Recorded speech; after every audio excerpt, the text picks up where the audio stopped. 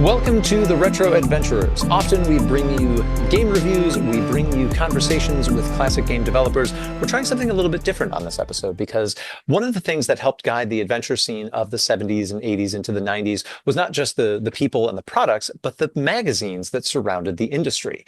So joining me to take a look at 7 different issues ranging from fanzines to full-on and very massive newsstand publications. First, we've had him on for conversations in the past in connection to his work with Gilsoft. We're putting him to work today. Tim Gilberts is here. Welcome, Tim, to the Retro Adventurers. Thanks, Jason. Good to see you again, Nick. We'll see where we go. Yes, also with us is everyday retro adventurer and budding television producer Nick Moffat. Yes, thank you. I've got the camera working for the feed, though you won't see it. More on Nick's budding work in television shortly. I want to jump in first with just a little bit of listener mail. There's an interesting conversation that's just sparked up on the Interactive Fiction Forum at intfiction.org, following up on the Ron Martinez interview that we did a few episodes back. Somebody has popped up with their own fan games in the Interplanetary Spy gamebook series and an archive from their aborted attempt to port at least one of those games to the Apple II. That a link to that will be in the show notes. And our listener, Ben S., we're going to add an S to his name there to disambiguate him from Ben Collier, our host. But we spoke about Ben on a recent episode. He just wrote in again, following up on the Lancelot conversation we had about game-related contests and why maybe we see fewer of them in the US as opposed to the UK. Ben brought up the Atari Sword Quest challenge from the early 80s. We'll link to that as well. That fits into that game of skill area that we spoke about because to get to the contest level, you had to do a mail-in, but then the actual game that resulted in the pretty significant prize was a playthrough in real time in a room with other players with a modified version of the Sword Quest cartridge. So we'll link to that and explain. He also just pointed out another one, Treasure Quest. This was a game that was published in the U.S. in the mid-90s, and it went down in a firestorm of controversy. We'll link to those two as well. I think that's another one of those cautionary tales of why this didn't happen more often. Now, with news, here is Nick Moffat. Well, I wanted to say that thank you to Ian Lee, who gave us an amazing review on the Random Access Memories podcast show recently. And that prompted us to sort of think of what other things we could do with other celebrity connections we'd have. And we decided to come up with an idea for a television show. So everyone listening, if you've got the resources to help us pitch this, get in touch. We're thinking of a show called Strictly Go North. And the idea is you get a talented West End dancer and you get a lifetime retro adventurer and you put them in a room and they try and play the original PDP-10 Zork together. So, Jason, Tim, what do you think of my idea? I want Endemol to back it immediately. Oh dear, no. More temptations and things to do. Yes, indeed. On a more serious note, we had a recent update on the Int Fiction conversation forum in the past few days, which was that, and I'm going to butcher the pronunciation of his name, but I believe it is Linus Åkesson, came back in after a year of inactivity, basically to congratulate everyone who had spent the past year of his absence working on dialogue, and in particular, keeping some of the philosophical goals of the project going even while they were producing it. And so he sort of gave his blessing to the people who currently are putting the development effort into maybe taking it further. Basically, this is probably the gentlest fork or handover I can think of, where he's saying, listen, I'm happy to give you the name. I'm happy to give you they're going to work a little ways on getting the documentation built properly because he had his own tools for that. But it seems like this is positive news for the dialogue community. Nick, can you give our listeners a quick overview of what dialogue is? Oh, certainly, of course. So we have quite a few interactive fiction text adventure development systems. You know, we have decades worth of tooling out there. Dialogue is one of the more recent development platforms. It was built mostly to be a much more rules-based, rules-focused engine on a device, virtual machine, which Linus Åkesson, and you may hear me pausing as to pronounce it because it is that Swedish letter that is the A with the little circle over it, which I believe is pronounced "å," and it is actually a letter after Z in the Swedish alphabet. So if Infocom has their Z machine, Linus developed the O machine. So it's the A with a little circle over it as the virtual machine interpreter. But it's a very, I mean, Jason, you've done a bit of dialogue development yourself, haven't you? Just a teeny bit. And the hook is that Mr. Åkesson is, among other things, a prolific developer still today of several things for the Commodore 64. So he wanted to come in with a modern development platform that also could target the C64. So basically today there are three ways to play Awe Machine games. One is on a C64, one is in a web browser, and there's also the compiled versions for I think the big three: Linux, Mac, and Windows. So you can play locally as well. So yes, it being sort of a midpoint between ZIL, which still develops extremely compact code for the Z machine. We should point out that Dialog does also output to Z machine, which was another advantage in its favor. But he wanted to create something that was a little bit easier for newcomers to attack than ZIL, but that didn't generate code that's nearly as heavy as what even the later versions of Inform 6 and certainly Inform 7 do. So that's part of why it ties in with the retro community, is that there are definitely things that are being developed today that still can be played on at least one major retro platform. I think nobody yet has taken on the task of porting Awe Machine interpreters to other platforms, but being something that still targets, relatively stripped down Z machine and C64, felt it was worth mentioning here on Retro Adventures. Yeah, fantastic. So this magazine idea was something that had been kicking around for a little while, and I thank Tim and Nick for signing up to explore this with us.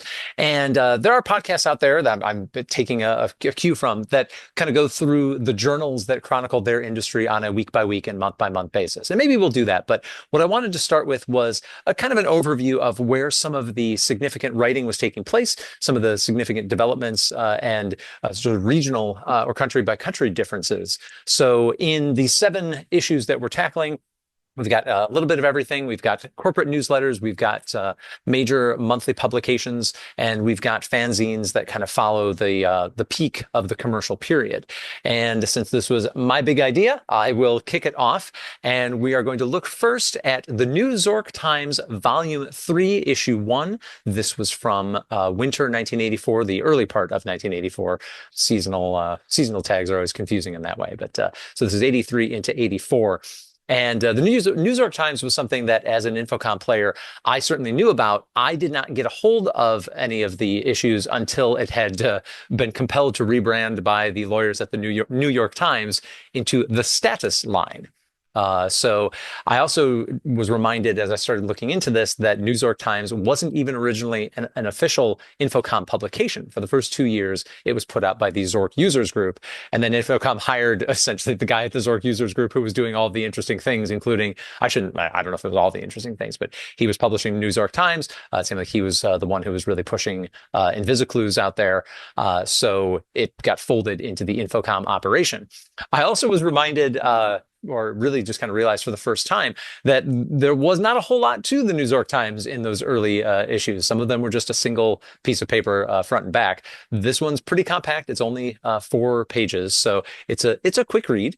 As house organs go, it's got some interesting notes leading off. It's got a nice profile on Sorcerer, which was the new release for Infocom of the day. It's got the full breakdown of all the lovely things that were in that folio package. And I think this was one of the last games that had that unique folio packaging before Infocom standardized on the fold-out gray box. So you get a sneak peek, albeit in black and white at that. I found it interesting that they were playing on Steve Maretsky's reputation, which to that point had only been established in Planetfall, which was a successful game. But he was not the Steve Maretsky he would be a few years later. It does also plug the 3 What Do I Do Now books, which is one of the most awkward ways to try to say choose your own adventure without saying it. He had written 3 of those books in the Zork series, which I have in my collection. I think I didn't fully realize that they were published quite this early. The issue goes on to talk about Mike Dornbrook, who was the person at the Zork Users Group coming into the Infocom fold. And I found some oral history recordings from the Infocom days that we'll link to in the show notes to get more information on his work and his contributions at Infocom. There's a nice little mention that astronaut Sally Ride had name-checked Zork in a recent interview. And if anybody out there happens to be younger than us, I just want to remind you that space was a big deal in the U.S. in kind of the first part of the 80s, right up until the Challenger disaster. Astronauts were a big, big deal. And so that's UK as well. UK as well. Oh, it was the space, space was big. Space was exciting. It was a place that you wanted to be. And so that actually is a pretty big endorsement. The second page has a nice breakdown of various bugs, particularly in the early versions of Infocom games. And these have been all categorized in much easier to get at forms now. But it was fun seeing the company basically pointing out their own flaws, including the classic throw hands bug. This one, I think, straddled a lot of Infocom games where because hands had to be an object to make certain expressions work, you could throw them and get something like an actual result. Ordering inanimate objects to move around in Zork 2, they give an example of ordering the aquarium to go west. One player led the aquarium halfway across the dungeon in search of the solution to a problem. Liked that bit. It was also just interesting seeing them say, here are bugs in our 10 games to date. Infocom went on to publish about 30 games before they were all done. But this, as they were kind of coming into their peak period here, they'd only done, 1/3 of that work. Yeah, also interesting seeing the extensive breakdown of all the platforms they were publishing for at that time, anywhere from the Deck Rainbow. One of these days, we will definitely have to. I actually have a Deck Rainbow copy of Starcross, a story maybe I'll tell another time. It's just the disc and a couple of the documentation pieces, unfortunately, but everything down to TI-99 4A support just being added on the eve of that platform being canceled. Oops. It's interesting knowing now that a 32K Commodore VIC-20 is capable of playing Infocom games, so there is an interpreter for it. Infocom never went down that road. That memory configuration was pretty rare at that time, so it's easy to see why they just skipped right along to the C64. There's a nice feature on the naming of the games, which gives a lot of credit to the ad agency, Giardini and Russell, that worked very closely with Infocom and really is responsible for helping shape all the feelies and sort of the world building that were a big, big part of those games. So it's interesting seeing where they were giving credit, like, well, this is what our people came up with, and then the ad agency gave us this. And yes, we realized that that was much better. And also tip off that Spellbreaker, which eventually became the third game in the Enchanter series, was apparently a title considered for the second game, Sorcerer, that just got published. There's some funny haha classified ads set in the various Infocom worlds. Mentioned that Enchanter was also up for being named Zork 4, straight up. They genuinely considered doing that. And of course, there never was a Zork 4, as it turned out. Offers on the back, free Invisiclues with proof of purchase of a game. I will sidebar here. You guys ever have a copy of Invisiclues in your homes? I did, as a matter of fact. They were famous. They were hint books that had a technique that was very common among children's books at the time. I remember being in grade school in the early 80s, and you would have puzzles, and the answer would be revealed. You would drag an included felt pen across a specially printed stretch of ink, and that would cause the ink to go from transparent to dark. And so you were able to reveal text that had been hidden. It's a feature that eventually Infocom included digitally in their more advanced releases of some of the games, where you would actually have a menu you'd go through and you could digitally reveal answers to certain questions. But this was very much drag the yellow, like a highlighter pen almost, but it would reveal this text. Yeah, looked like a highlighter from the outside, and the premise being that it would help you resist temptation if you had to get out the resolving pen, uncap it, run it across the line. The idea to kind of slow down the consumption of hints. What Nick didn't point out, but maybe those of you who have advanced chemical degrees, like the fellows at Infocom did, is that it would resolve it for a few years. But those of us who still have our copies of Invisiclues now, they are once again blank because that chemical relationship eventually goes away. But it's interesting to note the original spoiler fence was, in fact, a felt pen. It's funny. So is it permanently gone then? I've never seen one I've read about them, but being in the poor relation of England, we could barely, well, Wales in my case, we could barely afford the games, let alone the Invisiclues, I think so. But so they've gone away forever now, so they're pretty much blank books, aren't they? Pretty much. I mean, they've Pretty been much. the information therein has been preserved, and I have not looked to see if there was a sort of a rejuvenation project for them. But yeah, my one or two remaining markers are long dried up, and the book's once again blank. But it is interesting that you mentioned the free offer with proof of purchase, because that Yep. was actually something that came up, I think, in Jason Scott's Get Lamp documentary, or the Infocom documentary, which is that the folks from Infocom all told the story later on that Infocom had noticed like triple the sales of Zork Invisiclu's books than they ever had for copies of Zork, which indicated about a 2-to-1 software piracy rate. Interesting. And so that was one of the signals they used to see what was the illegitimate copying rate kind of like for different games. Maybe that's why they took over from the user group to at least get some after sale, even if they didn't get the pirate copy pay. They got the book value. Yeah. Because obviously, well, it's been issued free by the user group or at low cost thing. It's another stream, isn't it? That makes sense.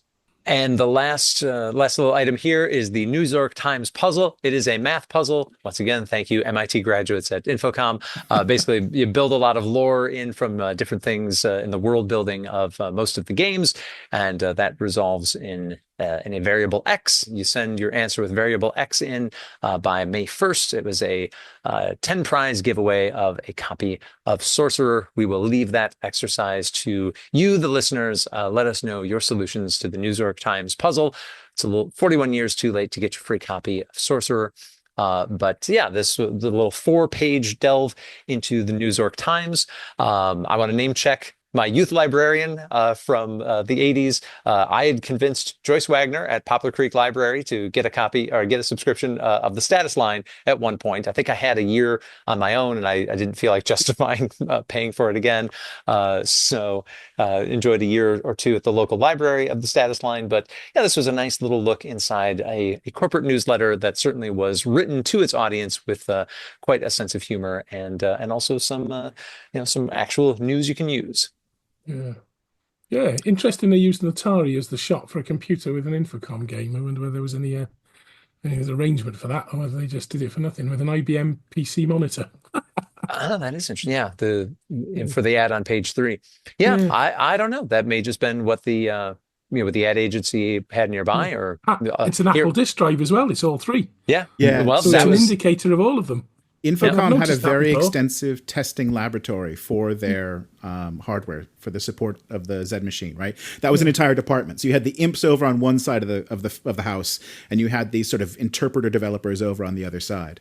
And so it was pretty easy if you were in Massachusetts to go, into the headquarters and walk down this lab and just pick up, there's a, whatever. There's a TRS-80, there's an Apple II, there's a Commodore, and just set them up to test any given game.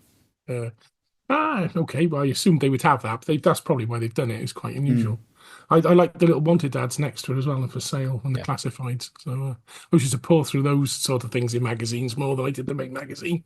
So there was the little gems. So more reliable manufacturer of integrated circuits. Current brand failed in an opportune moment. Planetary Management Bureau. Oh dear. So, Tim, you are up next. We asked you to take a look at the first 2 issues of Sinclair User for the text adventure content, but you wanted to share a little bit of perspective on sort of where the state of UK monthly computer magazines was at the time, this early 80s period.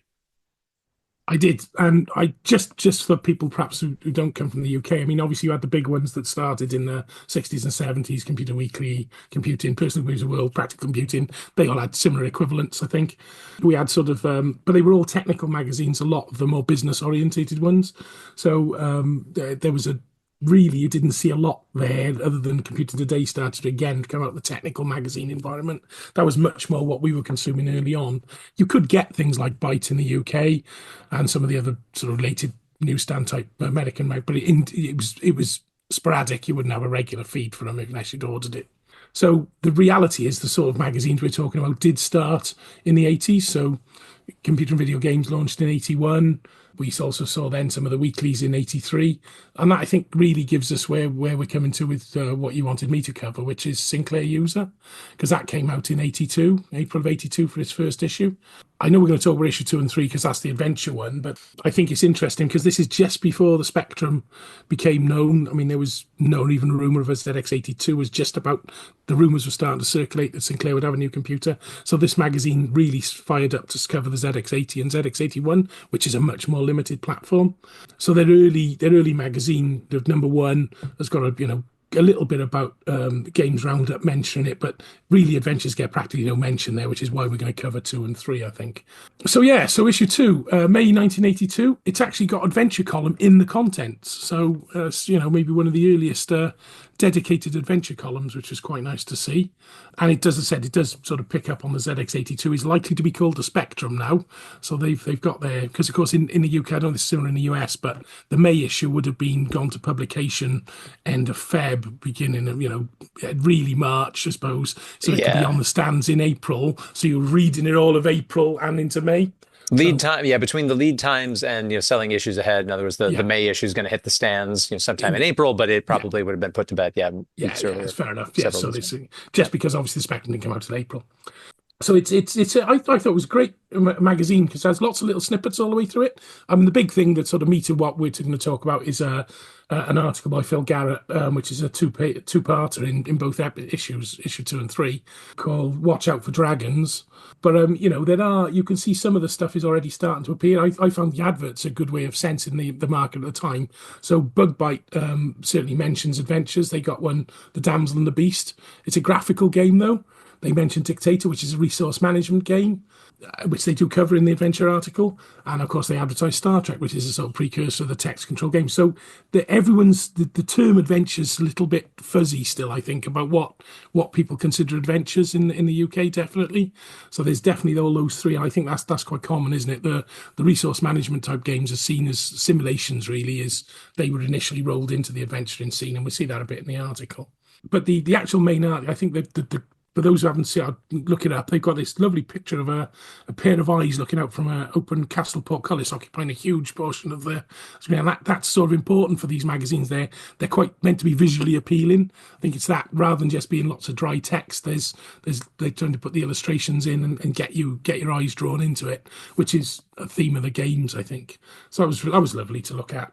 I mean, it's obviously a classic art. He starts off with a short description of adventure, a little bit of history, Crowther Woods. He seems quite impressed that they've managed to fit some stuff into basic because it's not long. That was an incredible creation from his observation because Fortran didn't have string handling and they managed to write an adventure game in it. So something I'd not spotted.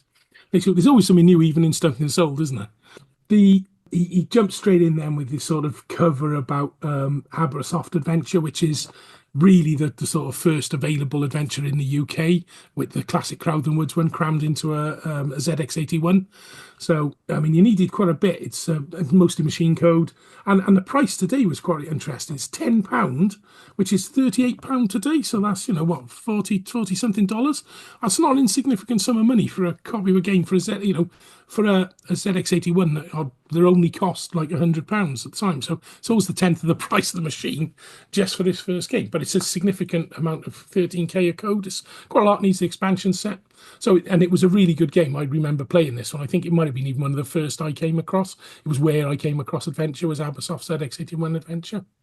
So that was quite nice to see that straight in at the top. There's a few in there that I didn't see as well that he's covering, and he seems very focused on telling you about the size of the game, how much K it is. That's the selling point, really. That's the thing that they're getting at, and I thought that was quite fascinating. He's another one. He goes in the search for gold caves in the Yukon, Hildebrand Gold, it's called, and they're all single letter ones. But that's a prize-driven one as well. So it comes with, you can have a 48k memory for the ZX81. So that's a good offer. He does cover, as we said, the sort of Damsel and the Beast ones, and it's a 9K graphics, a basic game. This basic machine code is quite important to him, and I think he's played enough basic games to say they're slow.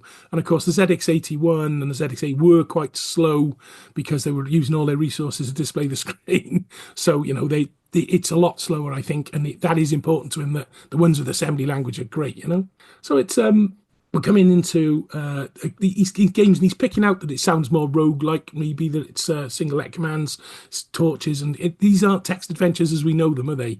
He's still, and his assertion is he's searched everything he can find, and this is a survey of everything that's available over 2 issues. There's even got a vague mention of adventure, I think. What else have we got in there? We've got some stuff based on D&D. He's picking out again this the Quest from Serious Software. And he's got another cover of, which I didn't know of, the Crowd and Woods based one, Adventure from Simpson Software. Never even heard it existed. But he was quite impressed with some of the programming tricks, which unfortunately meant it was a very poor parser. I did actually start hunting around for some of these games to see if they're available. And some of them aren't available. They're not archived. So that's quite an interesting problem, I think, that we've seen all over the place. And if people don't know things existed, they won't know to go hunting for them, will they?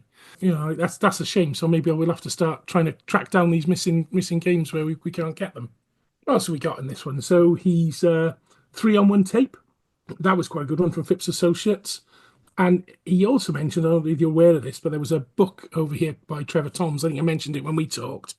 That was a ZX81 book that had Ken Reed's system done in BASIC for the ZX81, and you could write your games with it. And it looks like the Phipps games are written with that system, although they don't mention it.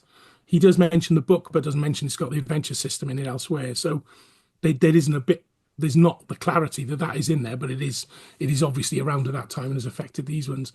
And again, he's very focused now on the number of locations, the number of words in the vocabulary, because he's obviously hacked into them quickly because he knows how they're written, to have a little look at the size of the vocabulary, the number of locations. And we're talking quite small, aren't we? 20 locations for the Greedy Culch game? Yeah, it's quite a small, so 50-word vocabulary. These are very small games because they got to fit in a ZX81 in 12, 13K. And that's significantly less, I think, than a lot of the US type adventures, because a lot of them, I think, were targeted for sort of larger memory apples and things like that, weren't they? So there's a significant range here that are much smaller. Because the machine is smaller, your maximum RAM pack you can get is 16K. What else have we got in there? There was a couple of bits I thought were quite interesting outside of the article, and that was because for all those who've not used the Timex Sinclair, the keyboard is absolutely terrible for playing text games. It's just not the thing you want to do. So there's quite, and that's true for most of what you do with it. There's quite a lot of adverts for keyboards for the ZX81, which are obviously all over some of them full-page magazine articles as well. And there was also an advert I noticed for a Mindware in Wayland, Massachusetts. They're going to be at the next ZX Micro Fair, and they're looking for products to import into the USA. So I thought that was quite an interesting little ad as well. Like I said, there's some little gems hidden in here. They didn't say what type they were looking for, but I'm sure people would have sent them adventures. There's a couple of other odd adverts all the way through it. And there is in the classifieds, as I talked about earlier, they use some little. There's one new soft called Hemel Hempstead, which is a place, not the game. There is a game called about achieving that sort of thing. But the Time Bandits coming soon. Valley, a traditional adventure game. Fight monsters in real time. Doesn't sound like a traditional adventure game to me. Again, this use of the adventure that's not quite as common. And the big one that's being advertised is an adventure writing system called Gamal, and that was in the first issue. And I've never seen it. It doesn't exist. I've done a lot of Googling for it, but it doesn't seem to have been preserved. And it was designed to be an adventure writing system for the ZX81. I'd love to see what that was like, but maybe nobody ever bought it. I don't know. And it comes back to the fact that although we went on to sell an adventure writing system and get a lot of success with it, there were other attempts to do this from various places, and they were obviously being advertised. It's a full-page advert within the magazine for them, for the product, and a good pick out of it. So that was the sort of his first attempt at looking at them, and he picks that issue up in the second issue in the June 1982 one, and it's quite, even from one month to the next, there's the first sort of advert I came across, and I'm flicking through the magazine, is they're now advertising a disc for the ZX81 with 70k of space, because the one previous magazine had one offering you 48k of space. So they've grown, it's growing already, month by month, the amount of space you can fit on a disc for a ZX81. But I don't think we ever saw any disc-based ZX81 adventures that I'm aware of. They were incredibly expensive, we'd be hundreds of pound shirts, £200. And of course, this magazine opens with this review of the incredible ZX Spectrum. It's likely to put loads of ZX81s onto the second-hand market. And it says, in summary, the ZX Spectrum is a very fine computer, and that the price will give Commodore, Acorn, BBC, and Atari a run for their money. So he's obviously pulling up the new now to be launched Sinclair. Although we wouldn't really see any Spectrums till much later. This is a June issue, but the deliveries were barely starting to trickle through by June. So you'd have read the magazine article and ordered and waited weeks and weeks and weeks for it. So in his second part, he's his sort of subline of it is fighting us against assorted terrors of imagination, and he covers the classic one, which is what the UK market was really. Arctic put out these 3 games, A, B, and C as they were named. He doesn't even have names until later, I don't think. And again, he's got this thing about how many words and locations they got, the size of it, and he's obviously hacked in and had a little read of the text. He's found out this all stored in. And these are the ones again that were written based on Ken Reed's article. That article's such an influential thing in the small computer market in the UK. All these early games that are these sort of things. And those 3 games, for those who don't know, I think you've played one of them on one of the early, didn't you? I think it was. We've done both Planet of Death and Ship of Doom now. Okay, yeah. So that's the first 2, isn't it? A and B, I think, isn't it? Yeah. Yeah, one's a alien spaceship. That's the Ship of Doom is the first one, which is on an alien planet when it crashed, isn't it? And the second one is the Inca Temple, which is B is the Inca Temple, and that's the one you haven't played yet, isn't it? We haven't done Inca Temple yet. Yeah, that was okay. No, you got him. He was a bit scathing as well about the way the parser was a bit limited, that you needed to climb and not use up for the stairs. So, he's obviously played these games and had a good look at them and played, which was good. What else have we got in there? The one that we is definitely lost on Casa is the Guilt Roll games. So Nasty Mountain, Philip Joy's Cathedral Adventure. Again, all we've got about them is what he says. 30 locations of a cathedral. More than he ever wanted to know about a cathedral is how he terms it, I think. And but it's got a 70-word vocabulary, but can take up to 30 seconds to respond. And that's a long time, isn't it? Wow. Yeah, that's a long time. You've got to be dedicated to play with a 30-second lag. You have, haven't you? Yeah. But I'm sure if we could find them today, you could speed up the emulator and play it a bit quicker. Right. But he's also mentioned it's got some inventive spelling, and that seems to be a common mention amongst these games, that obviously they were being written at speed and being thrown out. And we see an early one from Scions. Scion, who became, again, in the UK, quite obviously on internationally for these sort of handheld machines, produced the software for the QL, and we went on. But they were offering a Perilous Swamp, which was not an adventure game, but a guessing game. But it does sound like the other one, Sorcerer's Island, sounds a little bit more, because you're trying to get life points, increase your treasure points as you look for a way off the island with a maze. And it is actually a modern remake on itch.io if you want to have a little play of it. So it has been preserved and brought up to date. And I think what really sums up what he's been doing with this thing is he finishes with, and quote, "In the process of reviewing these adventures, I've been attacked by snakes and spiders, pirates and prawns, rats and rabbits, dragons and dwarfs, and countless more terrors of the imagination, but it was worth it when the puzzle set by the writers of the programme was finally cracked. What is so good about a computer is that it is limited only by your own imagination. With each new programme, you can load an entire new world." Which I thought was a lovely way of summarising and trying to put people onto these adventure games. So you can't write better than that, can you? I don't know whether anyone else had a good look through it, but I got a list of the odds and bobs I found as well. There's a couple of adverts. The Tomb of Dracula, a 3D horror adventure game. That's all we know about it. Yeah, it's fascinating finding these games that, right, there's no further trace of, and it's tough to even know if they were sold. Yeah, absolutely. And still lots of adverts for keyboards, mind. Yeah.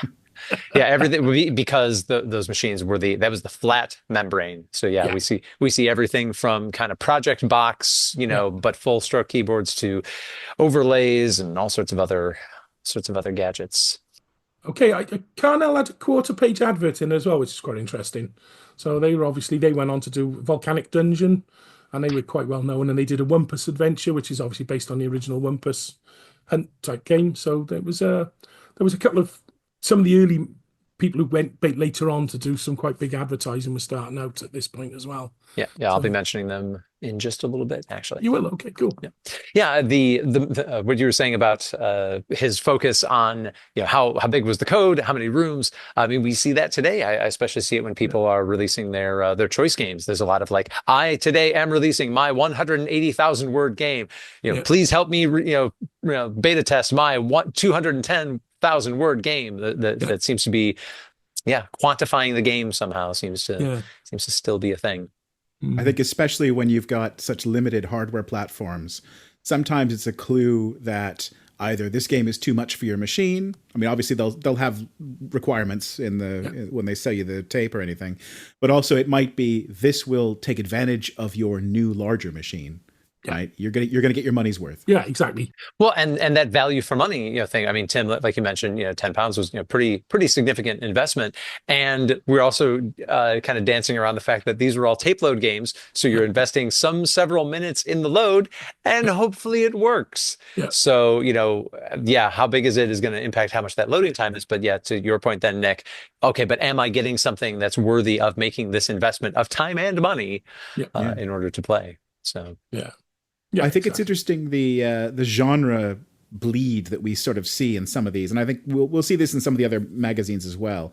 In that the word adventure can mean all kinds of different game types. Where we think of text adventures, we think of a parser game, and yet you might have had some roguelikes in there. You might have had some other types. I mean, I think we might have seen what was the Atari game? It was like Castle Adventure. And that influenced, I forget what it's called, but it was famous for having a secret room that had the credits because Atari. Yeah, it was just called Adventure. The Atari cartridge, yeah, it's the classic Adventure, yeah. The original. Yeah. So, that word has been attached to a couple of different genres, and I think this is a community that's still kind of converging worldwide on how do we use this term. Yeah. And I think the one thing that we'll see as we go on is that if the game appears to have a story rather than just being a shoot 'em up or other, arcade experience, I think people will be they'll have a tendency to apply the word adventure to it. This notion that there is a quest, there is something you're reaching at the end, this goal that's got this story to it. Yeah. Well, a Tomb Raider became an adventure. Tomb Raider is an adventure. There you go. Yeah. And Tim, you mentioned kind of really intriguing illustrations. It's easy, even for those our age, to forget simply because we've been in an age both of digital photography and flat panel LCD displays for so long. Never mind the fact, does a pure text adventure screenshot look particularly intriguing in a magazine? It was hard to get a good photo off of a cathode ray tube scanning away. Like it was a technique. So to never mind the fact that you have to get it developed and blah blah blah. So these magazines often did rely on illustrations for a lot of reasons, not necessarily that they were hiding the game, although sometimes that was the case. But just because getting that illustration, at least you can put it down on the board that's going to go to the printer, and at least know that it's going to work first time, rather than having somebody in try to shoot it off the screen. It might be dark around the edges, which was definitely a common problem. You'd see that on game boxes and in publications. Yeah, at a time when it was a real investment of time and money just to get a photo. You get a lot of cool illustrations, which we're going to see more of later in this episode, actually. Which is why the covers are used for bringing out the artwork that makes it important. And I think, so in sort of summary, really, in two magazines, you had over 5 pages of coverage of adventures. Admittedly, it was just, but he gave you enough information to decide whether it was truly what you wanted, a text adventure. And that's pretty much what we want. And that was very early on. By the second or third issue, it's being pushed, it's being heavy. It really is the nascence of the UK gaming market here with the ZX81s just about to explode. They're people that they're right front and center adventure games, And Tim, like this topic could be a whole long form discussion in itself. But I did notice from Sinclair user, the UK magazines that tend to have the most kind of cachet 40 years later tend to be those more fun youth skewing ones. Crash, Zap 64. Sinclair user seemed pretty sober. Pretty, if not capital A adult oriented, then at least more serious in the vein that we tended to see in the US. Was that kind of your experience with it? Oh, absolutely, yeah. In fact, a lot of people there was a bit of rivalry, wasn't there? With Crash calling Sinclair user boring. So yeah, I mean, definitely that was the. But your computer and video games was. I mean, there's an advert for computer and video games in issue 3 of Sinclair user, so they were obviously happy to carry each other's advertising. So I think there was. They understood each other, but I think it was Crash had a sort of joke issue cover that they had to withdraw at one point because Sinclair, with Sinclair user on it. I'm fairly certain it was that one. Yeah, I'd have to look that up and remind me. But yeah, I mean, I always liked these, and I was boring. I used to buy odd issues of BYTE, and I would buy Practical Computing, and I bought the technical magazines, and so I did computer video games, obviously, and I did Sinclair User because I had a Sinclair, but I wasn't really admit this now, I wasn't really a Crash reader, even though I write for Crash Next magazine now. So Anything else on Sinclair User before we move on? no, I'm okay. I think we've covered pretty much it, but I would encourage people to just dig into the archive and have a look at those too, just to get a feel for how much coverage in a magazine it was, So the articles are worth looking at for the visuals. Now Nick is up. I sent him deepest into the past for this episode. He's going to the November 1979 issue of Creative Computing with a very important type-in program. Yes, indeed. So I have here in front of me it's November 1978 issue of Creative Computing, and on about page 108, because, of course, these magazines were vast. In this time, in the 70s, there were a lot of industry magazines for computing. And the notion was, I think, that the readership tended to be the sorts of people who were working with mini computers or mainframes at their work. And then when they came home, they were hobbyists working on microcomputers. And so you had these massive, hundreds of pages. I think this Creative Computing issue was about 200 pages. We'll get into some that are twice that size later on in the episode. But you just flip through massive numbers of advertisements, both professional advertisements for equipment that maybe these viewers might want to, purchase for their business when they go back to work and say, hey, why don't we get one of these for the office or the lab? And also, home computing equipment for your S100 system that you're building in the garage. And so there's a lot of hobbyist stuff in here but also it's to a more professional market as well. But there's this article about an adventure written by a man named Ben Moser, who says, and it's interesting because this article starts with an inset box that kind of corrects some details of the history of Crowther and Woods from the actual main article, because I think this Ben fella, he'd only encountered adventure on an MIT timeshare system. So presumably he was an MIT student at some point in the mid-70s, and he played adventure then in the early years, and he assumed that it was a product of MIT. And in the article, he talks about it as MIT's game. And so there's this inset that tells the whole Crowther and Woods story in a little bit more detail and tries to give you a little bit more context.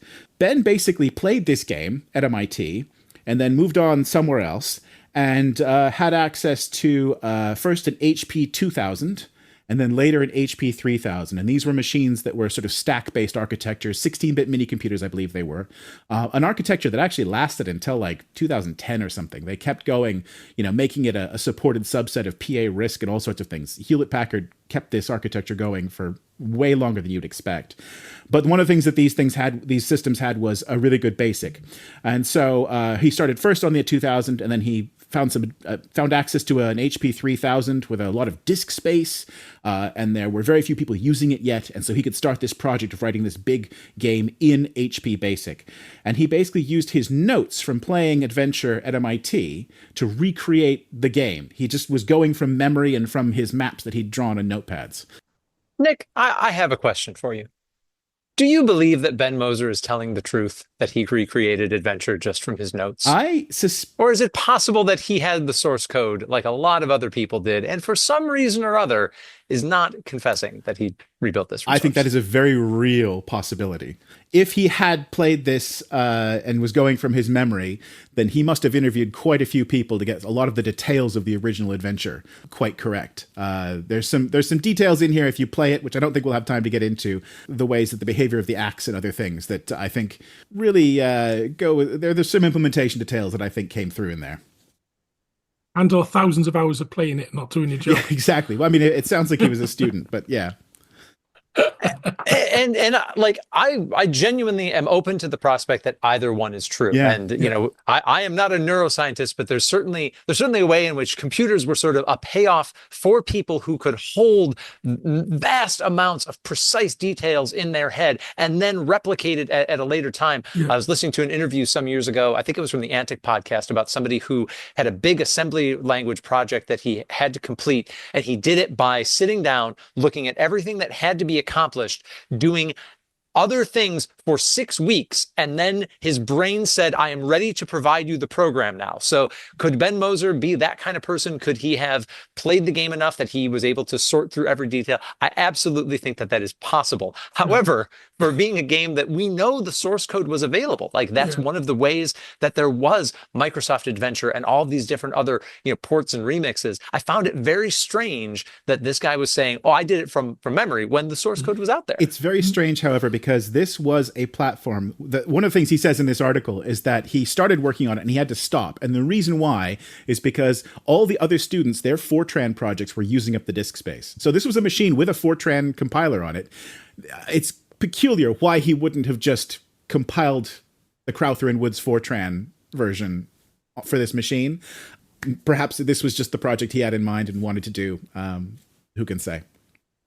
And he rewrote Rotary and Basic, so it's done differently. So completely, it is done differently. Now, this is a very plush BASIC in some ways, and we mentioned Fortran. It has features that I think you would expect from a Fortran, things like multidimensional arrays, which a lot of BASICs had, but this one seems to have really good, like proper matrix access methods and things for it, which will come in important later. But it is interesting that he says he couldn't work on it anymore because all the disk space is now full of Fortran files belonging to other students. So he has this feature in the game to report a bug, but he says, well, I'm not going to take any more bugs. I think I don't have access to this machine anymore to do this work on it. And the article goes on to give you a sort of a really well-written overview of the structure of the program. I think we have a long experience of BASIC programs being basically write-only, that they're just these long strings of numbered statements, very often crammed together, multiple ones per line to get as much out of those line numbers as you can, and to sort of keep the code fitting all in one screen where you can. But this one, he really tried to break it down. So one of the things he does is he gives in one page, he lists, from this line to this line, this is handling, the NPC callbacks, from this line to this line, this is if your action is move, this is the parser, this is the score handling. He gives you a pretty good way to look into the code with the understanding that you might want to learn from it, take some of its techniques away. He's giving it to you with the idea that you should be able to edit it and develop it further. The interesting thing I think I'll get into here is he had 4 arrays that he listed as being the most of these big global arrays. One of them was S, which he called stuff, and that was all of the object locations. And so, the index would be an object ID number. If the value was -1, that meant it was in your inventory. You were holding it. If it was 0, that meant it was off the game map at all. It was in the nowhere room. And then any other positive integer would be a room number. So that's it, pretty simple implementation detail there. But then he has this K array, which is a keyword list. And this is how he handled the parser dispatch. So the parser code would look up the words you'd typed in, and if they match things, they would get turned into an integer. And then this would be a massive sort of bitmap. It was, he was using these HP 3000 basic features to create this sort of matrix, this linear, this long array that was a bitmap. So if you used the word get, the bit for get would be flipped high. And then if you were, if it was axe, the bit for axe would be flipped high. And then the code would work out that if those 2 bits are high, that means you're trying to pick up the axe. And that's an interesting implementation technique. I don't think we would have seen that on any of the microcomputer basics. It just seems like a really bizarre way to do it from our perspective. Tim, what are you thinking about that?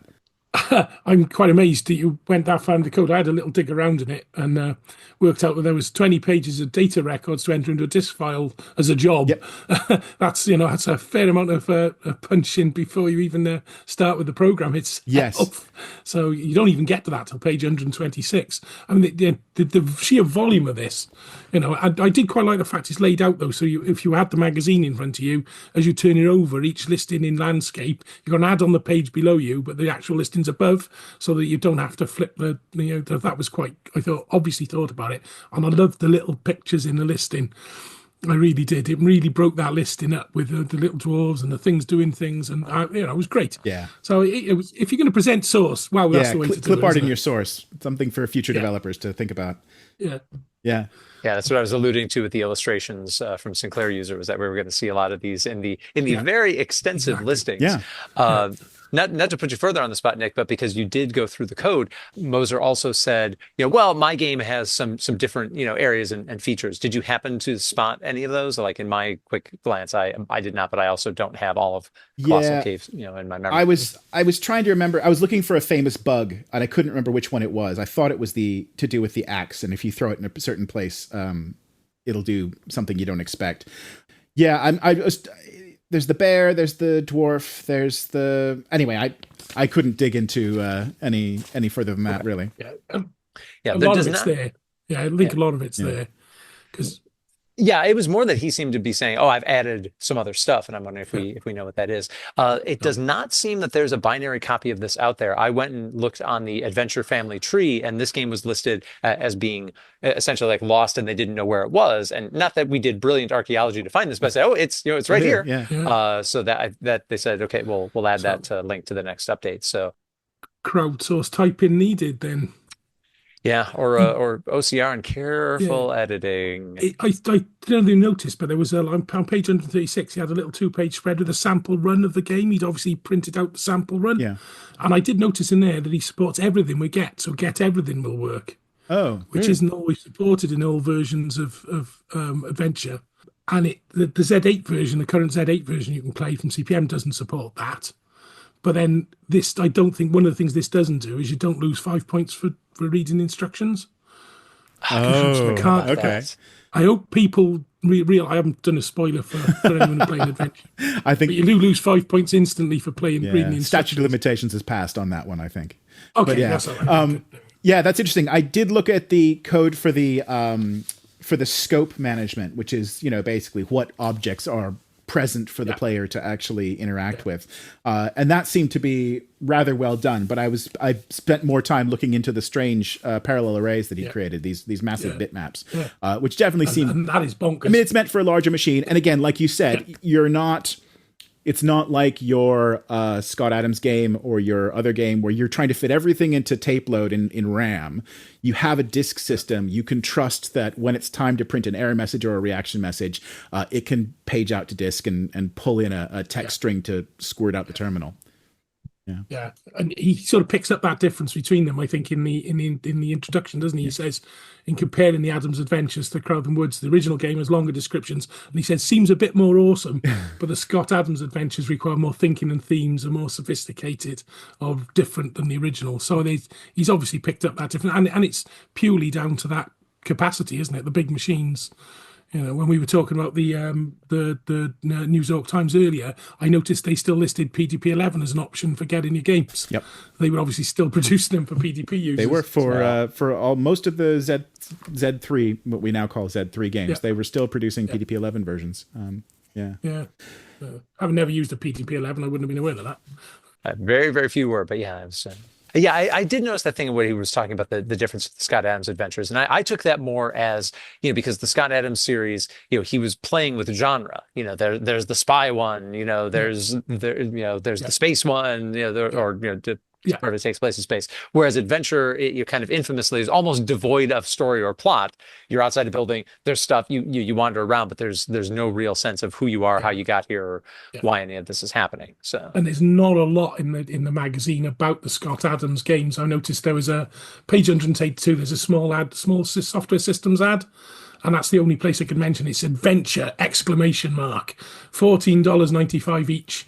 Machine language versions of Adventure, the current rage of the big time sharing computers, and there's 5 versions: 1 Adventureland, 2 Pirates Adventure, 3 Mission Impossible, 4 Voodoo Castle, 5 The Count, a challenge that will take weeks to solve, level 2, 16k, and that's the advert for the that's the only one I could find for advertising an adventure. Really. Sorry, was this the RealSoft store or was this? Yes, I think so. There's also. If you look for the word Adventure Lachud with an H instead of an N, because the OCR was not quite perfect, you'll also find one other ad near there, I think, for an Adventure Land. It's page 111. Yeah. And that's Okay. got got the range of Scott Adams games. It includes we'll be selling for Exidy Sorcerer soon. Yeah. Another one of those Yeah. super obscure machines we can add to the stack someday. And yet Yeah. Scott Adams himself would mention it later on. We'll get to that later in the episode. But yeah. Yeah, I mean, Sensational Software have got a full page ad, I think, which lists the Scott Adams games as well. But these are distributors, aren't they? And that's the one that says Apple II Adventures coming early 1980, I think. Yeah, Is that exactly. the one? Yeah. Yeah, that's the one, yeah. Okay. Yep. Anyway, this is a fantastic implementation. I think it's just a fascinating project, right? Because you've got this extremely plush basic, which we tend to associate with micros, really small micros of the era, your 8K machines, your 16K machines tops. And yet it's for this massive HP mini computer with all sorts of amazing resources that the game takes advantage of. And it even says you're probably going to have a hard time porting this, but here I am describing in loving detail all of the approaches I took, and maybe some of that can be useful for you. So I think it's definitely not something that Ben here expected anyone to port successfully to a smaller device, but maybe to a Dartmouth time-sharing basic or something. I don't know. Well, I don't know. The Spectrum Next might get a version, because the last article I did for the magazine, a little spoiler at the end, I do set a challenge. Because for those who know the sort of history, the Spectrum manual had the sort of first bar of a music piece, and just jokingly said, right, you could put the rest of Mahler's symphony as an exercise for the reader. Well, I've suggested maybe if they want to play this game, they could type it in and convert it to Spectrum Basic. That's so we shall see. Yes, well, Maybe we'll get one. here's hoping we can play this game on a Spectrum emulator in a future episode. Yeah, someone will do it. Yeah, but just fascinating that, in what's passed for a mainstream newsstand publication on computing. I mean, it's 1979, but it's as mainstream as it got here. There are just pages and pages and pages and pages given over to your point, Nick, this, mini computer implementation of this game. But, obviously it worked for them because Creative was and remained quite successful. Yeah, definitely. And it was a games focused magazine, wasn't it? It was about, the whole point is it's about the fun for computing. It's not just, it wasn't as staid as BYTE and other things. It did cover games. It did cover creative uses of it, artwork. Yeah. And, it was more about trying to stretch them a bit. Really. This particular issue, it's interesting because we have sort of games focused issues of more general magazines. This one is definitely much more about, creativity and having fun and doing new novel things with it. However, this one, it has adventure game, complete listing and basic. It has electronic toys and games, but then it starts talking about, building a household dialer, household automation, single board computers, which I can imagine how big those boards would have been in 1979. But, the mumps language, which I think, probably made it over here in the NHS, I think used mumps a lot. So a real mix of very serious topics and very fun ones. Yeah, that one on the single board computers, they got two, haven't they? It's a single board and actual computers. And I thought that was quite interesting that for the computers, the ones they listed was TRS-80 Level 2, Apple II, Commodore PET, CompuColor 2, and Atari 800 and TI-994. The latter two they hadn't actually seen in August before. They hadn't actually seen any yet. So, we really were, again, that it did not come out of that original trinity, I think, Right. Nick, as creative computing captain, you have anything else to add on that issue? No, I think it's a very self-contained little article, and it's an interesting approach it's an interesting read through to figure out the techniques that were used for an architecture that you probably don't have access to. The other thing I did read, I don't know whether you did it, was there was an article on copyright and taking apart David Dahl's classic book on games, which of course doesn't include an adventure game, shame. And unfortunately, the 101 Computer Games doesn't include an adventure game that I'm aware of. So, but there's a look at how whether was he breaking copyright and how it was being. So that's an interesting read for people who are looking for something tangential. All right, I'm going to take us to Micro Adventure Issue 1, November 1983. And this is something that, as an American, I had no idea that there could ever have been such a thing as a dedicated 48-page magazine just for, and again, we've talked about how sometimes the definition of adventure is a little slippery, and we'll talk about that. But it really was largely focused for the types of, text and text graphics parser games that we cover here on the Retro Adventures. So the magazine itself was not wildly successful, did not make make it, I believe, 2 full years, but even so, it's an amazing, amazing artifact for just how big the market was that they saw this opportunity and could fund it with advertising and so forth. So on the cover, we have some photo compositing. There's this Tony Bridge fellow who had a column in a weekly publication and also was in this one, so we'll hear more about him. Adventures to type in and play, hitting the TV adventure trail, a competition with 20 copies of The Hobbit to be won. We'll hear about that a little bit. Inside cover, full page ad from Level 9, kind of split between their Middle-earth adventures, and Snowball, which was their first big sci-fi classic, which I mentioned during the Lancelot episode. Talks about the 7,000 rooms, and they can GTFO with those. We'll talk more about that game at another time, but let's just say I liked Lancelot a lot better than I liked Snowball. I was intrigued to break down the price. So the cover price was 75p, and I looked into what the subscription rate was. They offered a US subscription, $34 for 12 issues, and that was airmailed. The list rate in a comparable issue of Compute's Gazette, C64 Focus magazine in the US in late 1983, list price for a subscription was $20 for 12 issues. It's not too terribly punitive then to get this airmailed over. The editorial tries to, I could see where they were playing both sides of it, assuming that most people picking up a magazine called Micro Adventure are going to know why they're there. But for those that aren't, there's this sort of multi-paragraph breakdown, kind of like what Tim was talking about in his issue of, what makes these games fun. There's usually a purpose behind most of the objects to be found in adventures, though there are some deliberate red herrings. A tree, for example, may enable you to see the surrounding countryside if you climb it. Then again, chopping the tree down may expose a hollow hidden in its roots, and goes on. And the payoff is explaining, this is fun. It goes on to say, it is almost impossible to describe the feeling of elation that results from solving a puzzle that has had you stumped for hours. The solution is often obvious after the event, prompting cries of, but why didn't I see it before? Adventure players are continually questioning their environment and the characters they find living in it. Things are often not quite what they seem. Happy adventuring. What a great description. Yeah, lovely, lovely. Yep, ease people right in. And from games that I recognized right off the top, Snowball, there's a full page ad for Pettigrew's Diary from Shard Software for the Dragon 32. Most of those words I've never seen before in any sequence whatsoever. I'm familiar with the Dragon, but not terribly. Pettigrew's Diary, Shard Software, no idea. But enough of a game to warrant a full page ad. I got a copy. Awesome. Well, put it on the list. Yeah. They do something that sometimes in issue 1, when there are letters, they explain where the letters came from. In this case, there is a letters section that does not explain. I have a feeling, because Popular Computing Weekly, is that, Tim, that you think where they come from? I think they knew it was coming, so he picked some that had come in on his adventure because he wrote the column, doesn't he? Yeah. So we've got a page of feedback about a publication that you may or may not be reading so far. There's a full page ad for Mysterious Adventures, which was the Brian Howarth branch of the Scott Adams engine tree family. There's a news section which includes a pump for Valhalla for the 48K Spectrum. Looks like becoming a worthy successor to Melbourne's house, The Hobbit. I assure you it is not. There's an article about Mosaic Publishing and a number of sci-fi and other genre titles that are coming. Looks like many of these happened, but maybe not all. I was doing some searching on World of Spectrum, found some of these. The Stainless Steel Rat game, for sure, yes. Some of the others that were mentioned, not sure these all made the light of day. A little bit of news from the U.S. Blade of Blackpool from Sirius, some other titles as well. Let's see.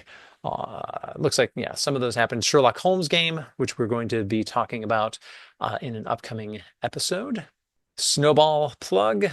Oh, yes. An ad. This was one that I thought might have been a lost game simply because I hadn't run into it. But no, Assassin Software's Usurper is in fact out there. But it had that feel of a quarter page ad that might be extending its ability to deliver the first part of a trilogy.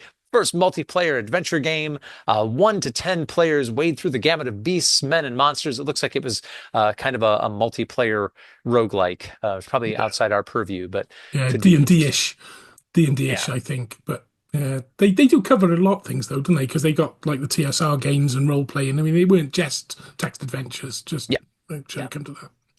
Yeah, and there's a feature on Infocom. It frames itself as Meet the Men Behind Infocom's Mask. It does have some interview content with Mark Blank and Joel Perez, but it's kind of an overview of the games as well as just a little bit in the way of quotes. I wonder if this was maybe a correspondence piece that didn't give them as much as they were hoping for, and they still had to make it to press or what. But maybe a little lighter.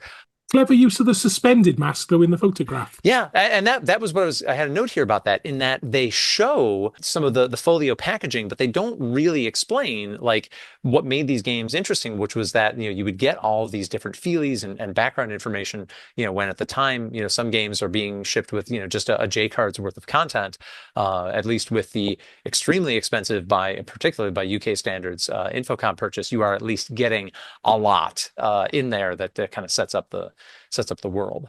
Let's see. Yeah, I didn't delve into the immersive packaging. This was where that payoff was a 2-page ad for Carnell Software that had the small bit in Sinclair user, but now a much, much bigger one. It looks like a mix of game genres, but a lot of emphasis on The Wrath of Magra, which was a title I had not heard of, Volcanic Dungeon, which you mentioned earlier as well. More Tony Bridge. It looks like an excerpt from, he's got a book, Spectrum Adventures. Do you know, Tim, I didn't look this one up. Did that book get published? Yeah, I got a copy, I think. So that one's out there. And again, sort of this, it's framed as Meet the Gang of Monsters, kind of touching on combat type elements in text adventures and sort of related genres as well. So sort of a sense of this is the types of ways that these games could be exciting. Then it goes into reviews. I found the reviews overall a little disappointing. They were all pretty short. I mean, they did try to get in and get out with, was this game fun to play? Was it intuitive? I would say they did not dwell too much on how many kilobytes and how many words. But there's kind of the trope in cheap and lazy reviewing of, well, for the kind of people who like this kind of thing, this is the kind of thing that those kind of people will like. And it was a notch or two above that, but I think I was hoping for, and particularly as a reader at the time, would have been hoping for more out of these. Or the running gag at American Bandstand, I think it was because Dick Clark would always interview a kid and say, so what did you think of that song? And they would almost always say for a good period of time, it's got a good beat and you can dance to it. Yeah, kind of you can't go wrong with that level of analysis. Yeah, it's got a parser. Yeah. So Caverns of Doom, Caveman Adventure. Then there's a capsule review of The Quill from Gilsoft. Whatever happened to that? Don't know, never heard of it. Yeah. Adventureland, Crawl's Kingdom, and others. Some of the listings lacked prices or other important details, which seemed a little odd. It also struck me, not surprisingly, but just kind of framing where the UK market is, where the mainstream is at this time. Basically, everything that was reviewed was on tape, or there was one exception that was on cartridge. There was a disc version that was name-checked, but not really reviewed. This was kind of the mainstream reality that, by and large, people were dealing in tape software at this time. Absolutely. I forgot to mention that in Tony Bridges' feature on monsters and so forth, there was a reference to the Golden Sundial of Pi contest to be resolved in 1986. Oh boy! Full advert on the back page, I think, isn't it? You're tipping it off before I get there. But sorry, mate. Okay. No, I ruined it. No, Spoiler alert. No, you've ruined it. You've ruined. Because mine opened on the back page when we opened it. This podcast, the 41-year-old magazine. This podcast explicitly has no spoiler fence, so don't worry about it, Tim. Then a feature about the Adventure Game, a BBC program that looks like at the time was going into its third series, or as I will call it, season. Nick is very polite and he's adopted lots of Britishisms, but I'm American through and through. I'm calling it a season, by gum. Talks about the overlap of clue-based gameplay and kind of how the puzzles are devised. This was, I think, the first time that I'd really spent any time learning or thinking about the Adventure Game in any detail. I did very much enjoy the 1-minute YouTube clip of Bonnie Langford doing an excellent job interacting with a plant that talks alien gibberish. I remember that. That was fantastic. I wonder if there's a deeper archive of full episodes out there. I found just sort of scattered clips and a couple of full ones. But they were talking about the involvement of BBC Micros and helping generate some of the visual and audio effects in the current season or series, if you prefer. We've got a full page ad for Salamander that's done in comic strip style for Everest. more ads, including a quarter page for the Quill. Lothlorien just advertising war games, so that's kind of a reminder that there's going to be a crossover, if nothing else, in the micro adventure audience. But that makes perfect sense. It's very rare to have especially because there was no money in competitive gaming. You're not going to get a single genre player.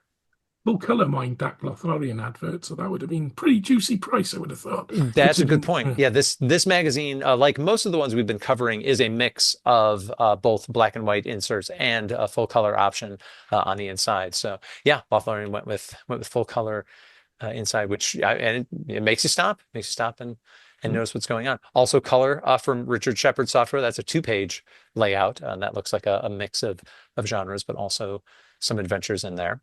A lot of adventure. We get into the Valley of Death, which is a Dragon 32 type-in game. Notably, and we didn't mention this when Nick was talking about the type-in Colossal Cave Adventure, but we are still, at least in the UK, before the time when the checksum was added to program listings. By 1983 in the US, the major magazines that were publishing games would have a checksum system. You'd enter the line after loading a little program into memory, and it would do a checksum scan of the line of basic or machine language that you just entered, and that was a way to cross-check if you had typed something incorrectly. But we are not there yet in Micro Adventurer, so mistakes, assuming that the listing was correct in the first place, which they were not always, but mistakes, alas, are on your head. It is only 3 pages long, unlike the 800-odd pages of the previous one. Yeah, it's not quite the dedication required that HP 3000 Colossal Cave would have been, but it's a decent amount. It's an excerpt as well, I think, isn't it? It's just a sample program. There's bits from to build one up, but it's quite well explained as well, with little pickouts of how the lines go together. So. Yeah, but small scale. Then a fun article, and sort of something the time today of computers aiding people playing Dungeons and Dragons or other role-playing games. Today there are elaborately and very well integrated systems for doing this, but really up until even 10, 15 years ago, a lot of it was pretty ad hoc, and only people kind of really pushing the boundaries were going to do it. So here we have a feature and type-in program about Star Frontiers, which was TSR's sci-fi setting game, and notably, they do not tell us what language this program is written in. It's a character generator. I think this is BBC Basic. We were having a little chat on this on Discord before we launched, but the system calls and the def proc, those seem to be for any computer that would fit the Micro Adventure audience. I think it's BBC Basic. Yeah, but Star TV 255, that's a giveaway, and FX 2291, that's setting the modes of the screens. It's BBC. Definitely. Yeah, excellent. I knew we had an expert that would clear this up. But yeah, character generators, it's a thing that if you want to kind of speed things along, enforce some of the rules from the game, but also I found some of the best times I've had playing role-playing games is just creating those characters. And so having a way to kind of speed that along and give you something you can print out on your Epson compatible printer. Bonkers. Funny you should mention this article. As I was driving home tonight, I was thinking, when exactly this time probably this magazine was out, I was busy playing with Graham in a role-playing group in Caerphilly, and I was thinking he used a Sharp MZ, because if someone was talking about a Sharp adventure game on a podcast, I think it might have been you guys on the last year. Yeah, you were talking about Sharps, and it went through my mind. He was using a Sharp to run. I wonder what program he used to run the game, because he was using it as a massive DM helper. He had a lot of stuff in it for tracking stats and monsters and things. So, and then so I'm just thinking, I wonder which program he used to track it. It's probably lost to time now, but there we go. Isn't that a strange coincidence that those sort of programs? Yeah, like you said, lots now, but maybe not such the early ones. And I actually forgot to mention, I made a mental note, write this down, and then forgot. Yeah, on page 15 of Retro Adventures is a Sharp MZ700 ad, top half of a page. Yeah, it's amazing. It kind of would be surprising if these tools hadn't appeared, because a lot of this come from wargaming, where you were moving little figures around on a table. Dungeons and Dragons took a lot of that and just took the sort of tax preparation, your chartered accounting side of that game, and turned it up to 11 in a lot of ways. And so absolutely, it makes sense that this came about at the time when people would have started to have access to these micros. And yeah, like you say, even just a character generator, if you've got a micro with a reasonable random number generator, you can at least make something that will take the dreariness away from the practice of re-rolling your basic stats until you're happy with them, allowing you to just hit the button until you see something you like. Yeah, well, that's why Oregon Trail became a computer game rather than the board game they were planning, wasn't it? Because it could do all the heavy lifting and keep people engaged in the actual learning rather than tracking the status of them. Yeah. The intersection of technology and tabletop role-playing games. Like today, there are so many great tools for game management. There are actually people making a living as remote DMs. That concept seems crazy to 1980s Jason, but that is the world today. There is then a 2-page ad for Valhalla. I'd rather not talk about that anymore. And then a type-in for Mage Cage, which is a real-time roguelike for the Spectrum, 16K Spectrum. So you can cram that into your lower end machine. But there is a playable version of Mage Cage out there. That one's been preserved. A couple of little code snippets to help people in developing their parsers. It's basic code that breaks down input to 2 3-letter segments for your Scott Adams style engine parsing. Then there's a type-in in very small print. They managed to fit it into what boils down to a single printed page. But it is a VIC-20 expanded to 8K game called Giant's Gold. I was not able to find a preserved VIC version, but I did find an adapted C64 version out there. Link is in the show notes. And I can sort of understand why, because this is squint-o-vision. Man, oh man, oh man. But good on them for fitting the full game in there.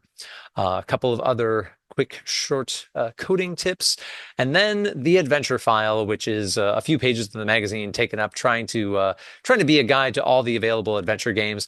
I don't know about you guys, but you get an issue of a magazine back in the day, and then you'd find out that like 4, 6, 8 pages of it were given over to some index or some list of this and that, the other, and you're like, all right, I'm a little disappointed.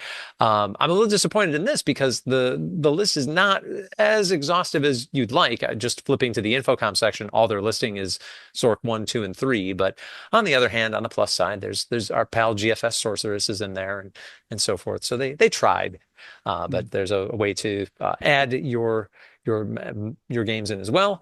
Another ad for the Quill. Looks like yeah, we didn't play for 2 adverts. That was a printing error, I think. Oh, really? Ooh, okay.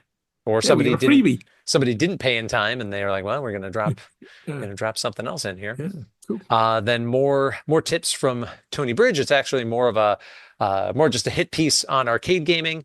Then the other half of the page is the adventure contact section, where people are asking for help with games, and you can write in with your problem or contact them directly with your solution, which is a great way to get hints 2-3 weeks after or months after the fact. And how wonderful that their addresses are printed in full in a public magazine. It's a more trusting time, and what are they going to do? What are they going to do? Steal your copy of Scott Adams' Pirate Adventure? Yeah. Was that the one where he asked for running a low score competition on The Hobbit? I think that was in the venture help request. Or someone running a low score competition. Is that the one? See, how do you get out of the Goblin's dungeon? Where do you get the ring? There's the Hobbit competition, but that's like putting together. If there is, I'm missing it. Yeah, and then just as they're wrapping up, there's this. I can't quite figure out what's going on because the scan that I have of Micro Adventure issue 1 is a little too squint-o-vision, but you're trying to escape the hex by retrieving the ring. The idea is that there's these hexagons with sort of story elements in them. You fit them together to give the story flow. You send your solution in, and also as a tiebreaker, you say, I want to own a copy of The Hobbit because, and then your 15-word answer, and that's how they select the 20 winners to get a free copy of The Hobbit. Wraps up inside back cover, more Salamander software, and then on the back cover, nice crazy color ad for Pie Mania. I want to become a Pie Maniac and play the best adventure game ever written with its £6,000 prize and free hit single. So send me Pie Mania, £10, Spectrum, BBC, Dragon, C64, and Auric. Oh man. But it's wonderful how much Auric and Dragon coverage there was in this magazine. Yeah. It just shows how popular that machine was in the UK. Yeah. It was one of the top-selling machines in Christmas of '83. You can tell I'm a big fan of the Dragon. You are Bonnie Langford, and I claim my £5. But that was my experience going through Micro Adventure issue 1 for the first time. A lot of fun, Yes, in retrospect, I'm hoping for deeper review content and maybe a little bit just maybe tell me what machine the type in program is for. But really glad it existed and happy to go through it with you guys. Any reflections on that one before we move on? No, it was obviously it's just such a shame it didn't last much longer than the 2 weeks. Other the nearly 2 years it did. I mean, it was good, loads of coverage though, and it was great to see a dedicated magazine. It really was. So Tony Bridges' article, I did make a little note that he was valiantly trying to say that at the Microfair he discovered people were bored with arcade games and now was the time for adventures to rise. So I think he may have been a bit of wishful thinking there. So to play fair, there were always loads of people around our stands at the Microfair, so maybe it was just people were interested in anything. And from the sort of delayed blast ashes of Micro Adventure, we saw some zines and other fan magazines come up. One of them is Adventure Probe #1, which we've asked Tim to take a look at. Tim, take us through the 16 pages of goodness that is the dot matrix printed Adventure Probe 1. Excellent, excellent. Yeah. Adventure Probe. So this is a sort of June 1986. So was when it came out. So issue 1 was £1.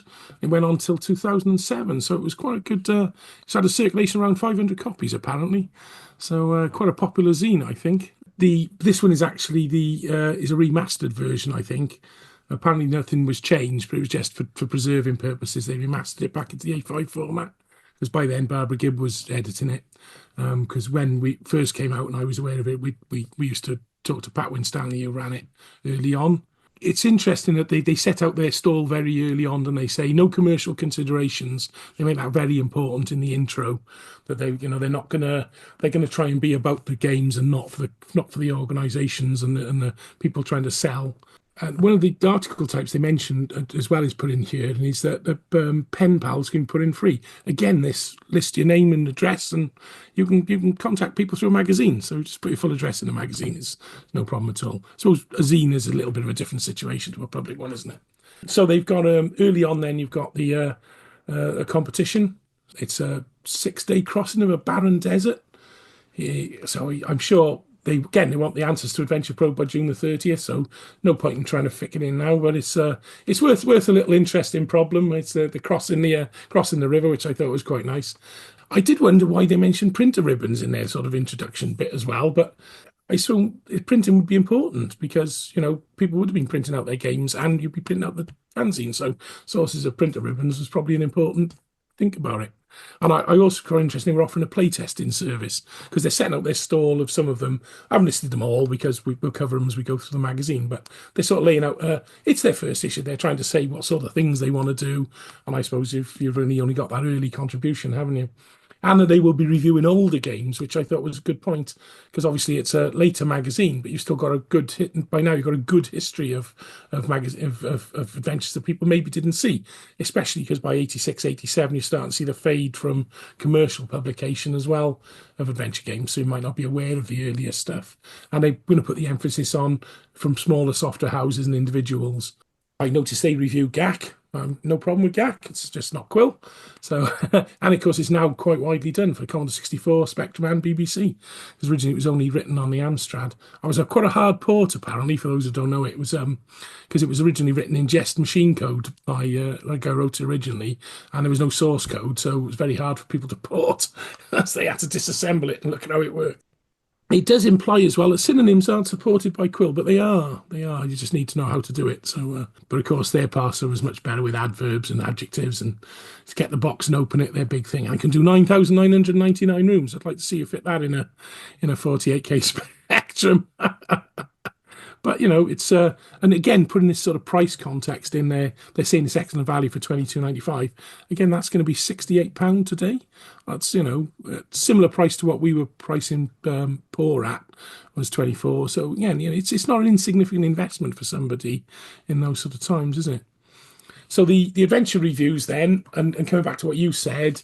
They are a little bit more about the game. So like the one for Mad Martha is, and I guess it's a 199 game, but it's great scenario, reasonable graphics, lousy responses, and speed again is the theme that we picked up earlier. Again, it's quite a common thing about how slow it is.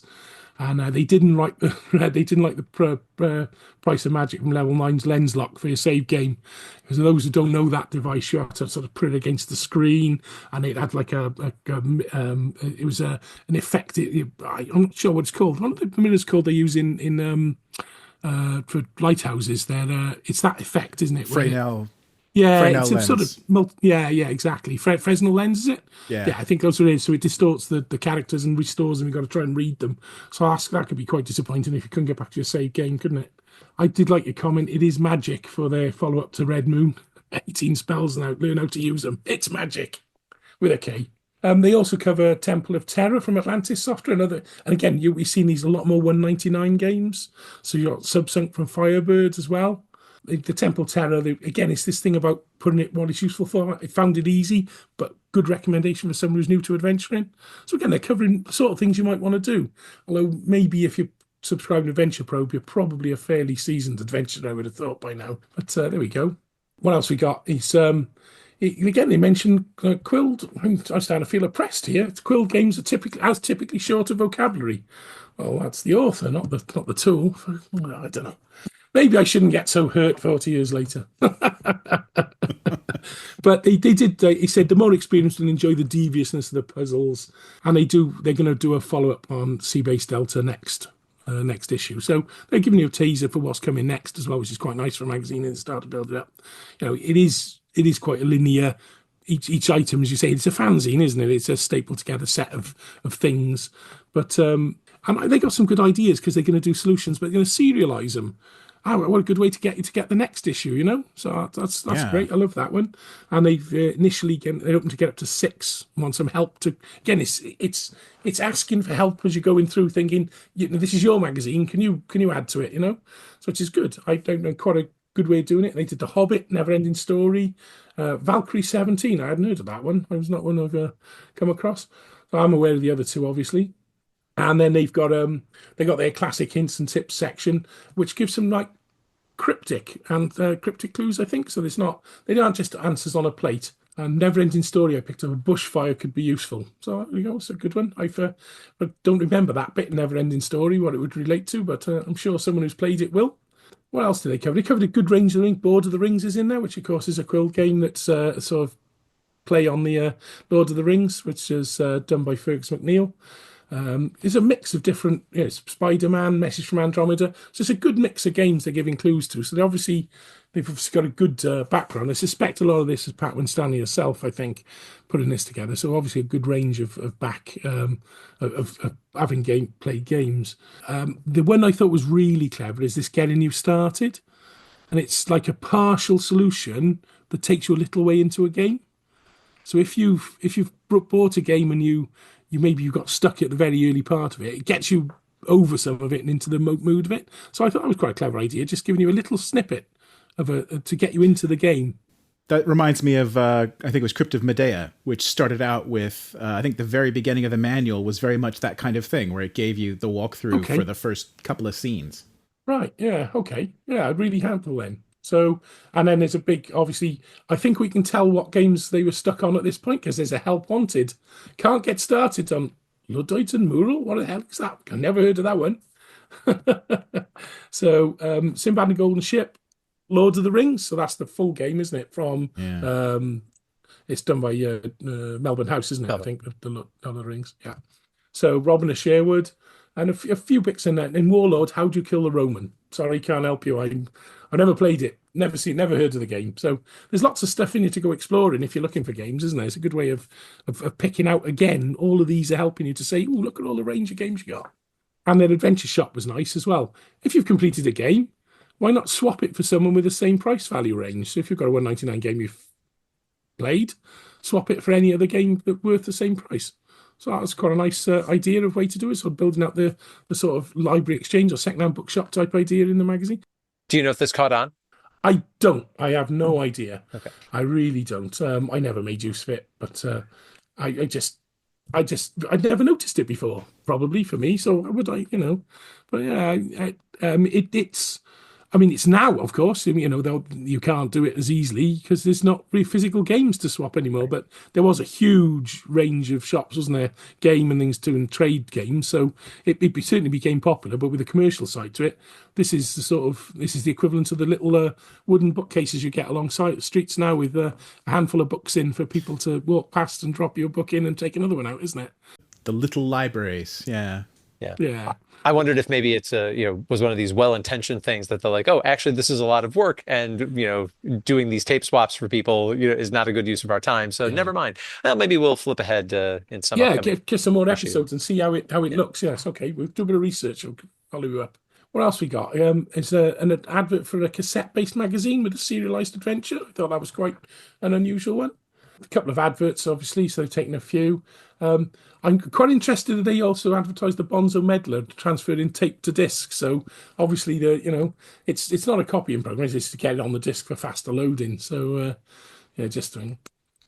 No readers' letters, obviously, because it's the first issue, but they do give you a list of the sort of ideas they're asking for, isn't it? So a slot, they can do a slot for readers' recommends for games from the classified ads. Anyone who's tried using utilities. I think they may. I sort of thought about that. They probably push people more towards there was a sister magazine called Adventure Contact, later called Coda, which was more out into people writing the stuff.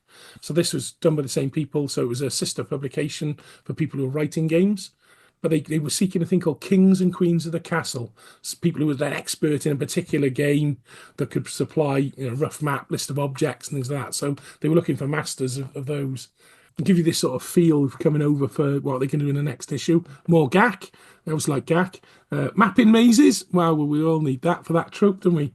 And vocabulary lists. That's a good idea again, because if you're going to moan about the vocabulary in games, tell people what sort of vocabulary to give them, And a marketing news item, Interceptor's new budget range for players. I think this is the point at which they've reduced existing games like Heroes of Calm down to 199.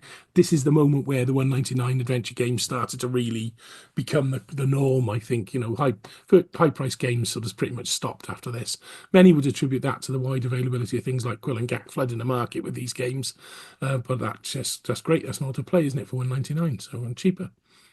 Yeah. So it was, as you said, it's just a handful of stapled together. Well, initially it was stapled together sheets. The one that's been scanned is being put into the A5 format, but it's exactly the same as the original stapled sheets you would have got on the first issue. She says specifically at the end that she didn't change anything, only reformatted into that format.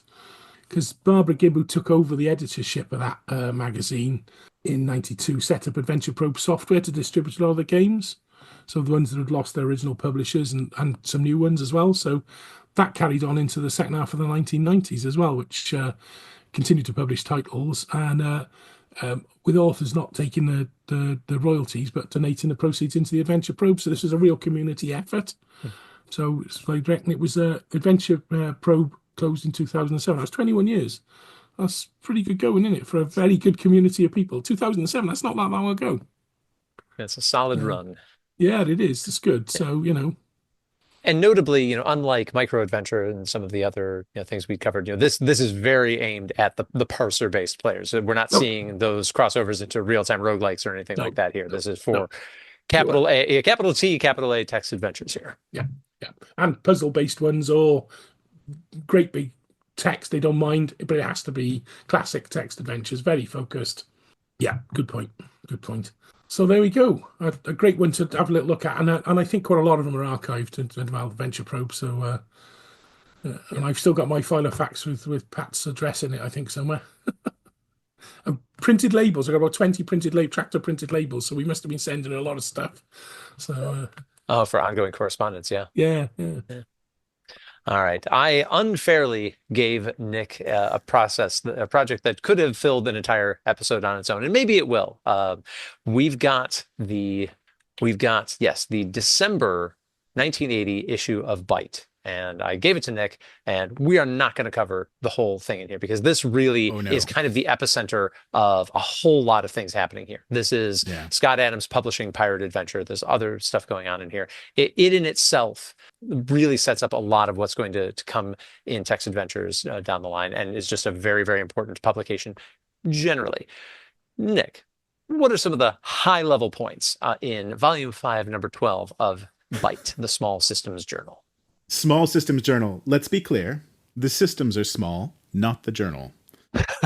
This is about 400 pages or more of mixed black and white, two-tone, and full-color printing. This is a massive thing. It's sold for $2.95 in Canada, $2.50 in the US, and this is very heavily supported again by advertising. You flip through and it's pretty much every page or every spread has some advertisements you need to sort of pick through to get to your content. This issue is very specifically the adventure game issue. It shows someone on the cover sitting in a bedroom, it looks like, or I guess maybe there's a bed on the side there, on a CompuPlay machine with another computer to the right, cup of coffee, pencil, chin stroking in thought, peering over the glasses at the computer screen with all sorts of notes. And behind him, you see a pirate coming out of a toy chest. You see a dragon's tail, a spy, some kind of goblin, and the Enterprise silhouette floating through the sky outside the window. This is the adventure issue. And despite this, it's still BYTE. It is still this sort of massive, preeminent, again, quasi-professional journal of all sorts of computing topics. So while this has an adventure games focus, there's still an article on automated computerized testing processes, or how to do video display processing on a micrograph. I mean, it's all kinds of articles are in here. However, there is very much a large section in the middle that I'm going to focus on, and it's bookended by two pieces by Bob Little, who was the president of a software house called the Programmers Guild. Have we covered any of their works on the show before? I do not think so. Yeah. Okay.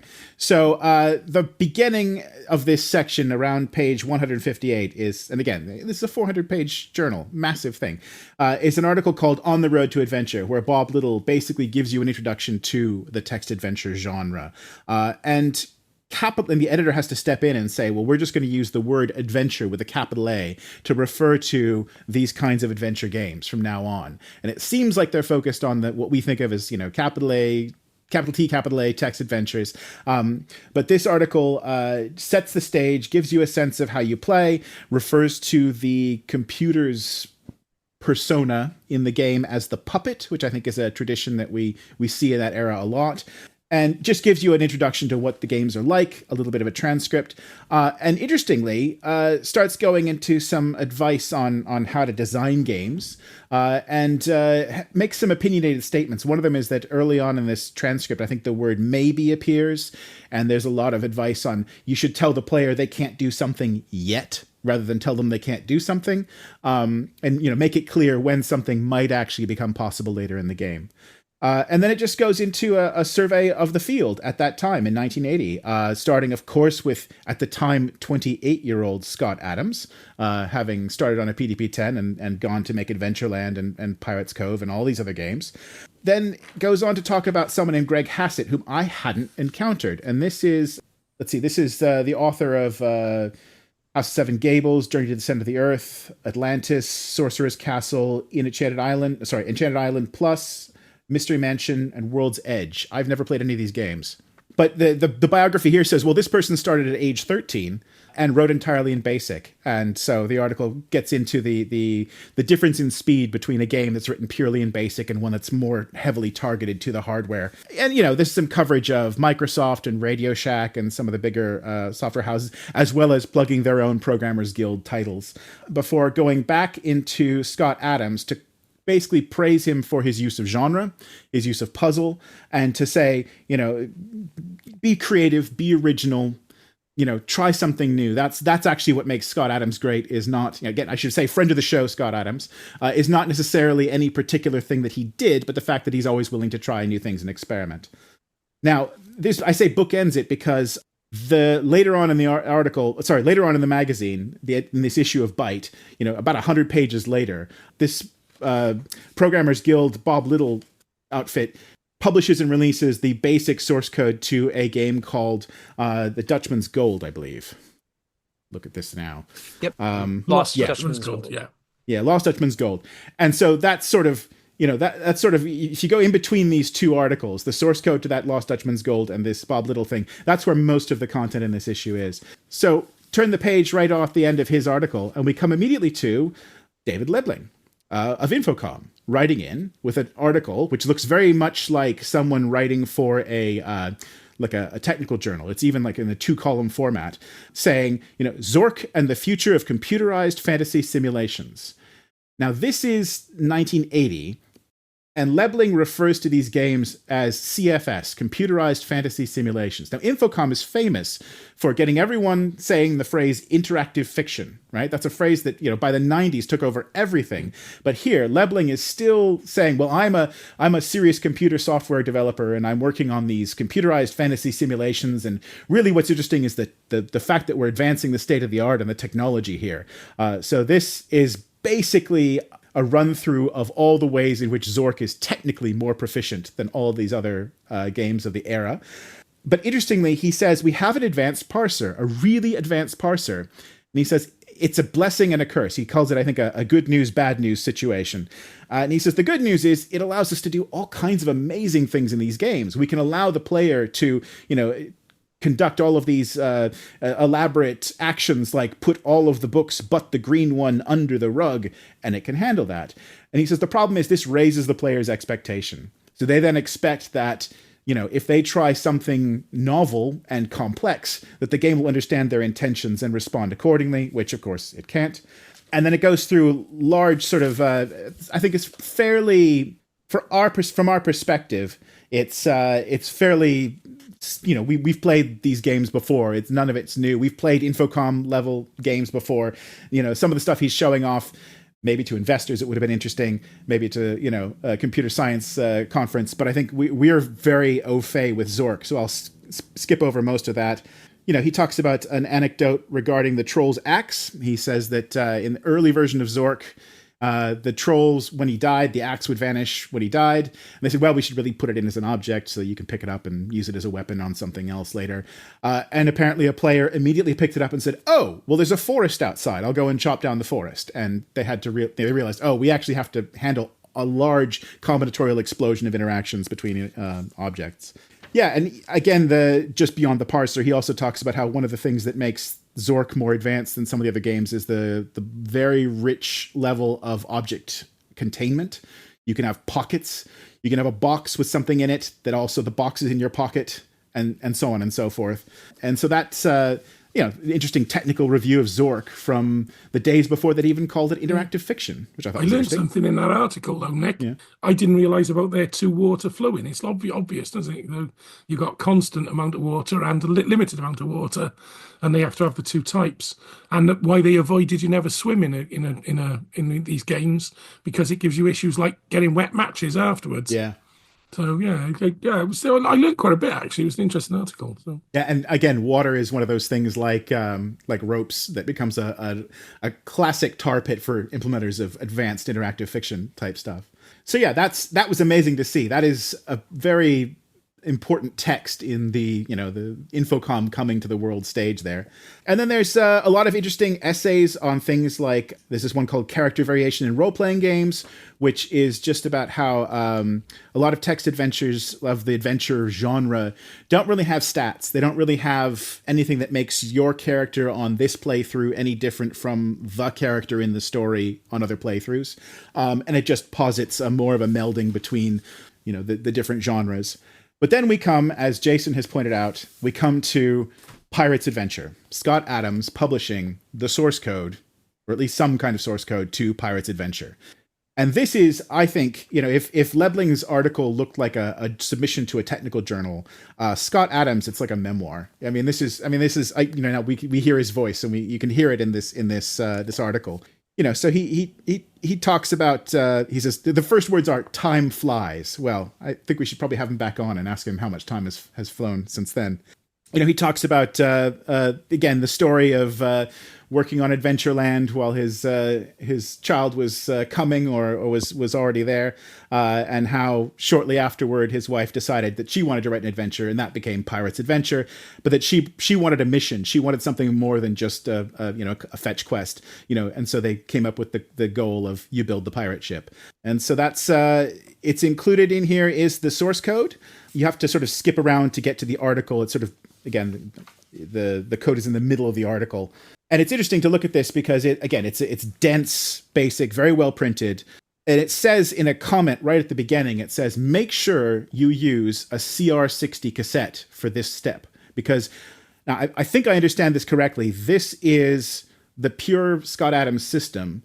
And so what you have here is not necessarily a basic game that will play the game by itself. You have the interpreter, the Adams interpreter, and then you have a program that will generate the database, which I think is just a fantastic. This is a real interesting piece of technical history right here.